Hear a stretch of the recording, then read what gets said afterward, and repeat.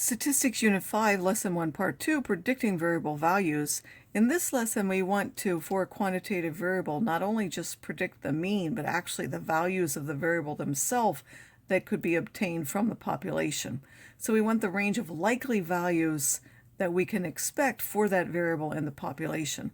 So if the variable itself has a normal mu sigma squared distribution, then x minus mu over sigma has a standard normal distribution, and therefore if we take for the variable itself, it would be mu minus c 1 minus alpha times sigma, and then mu plus c, well, that would be 1 minus alpha. But since mu is unknown and we all have to estimate it by x bar, we also have to add the variance in estimating the x bar for the mu, which is sigma squared over n, to the variance of x.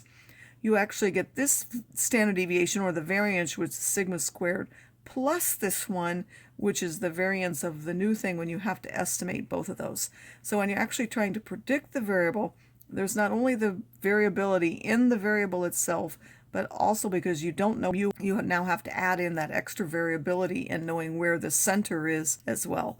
So a 1 minus alpha 100% prediction interval for the values of the variable are, if it's normally distributed, you have a z, sigma squared times 1 plus 1 over n of sigma is known. Again, the sigma is known as very unlikely.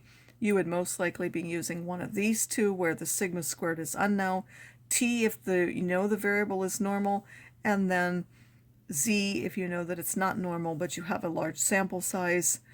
These would now give you the likely values for the variable. The only difference between that and before is that they have an extra variability of sigma squared or s squared added into them.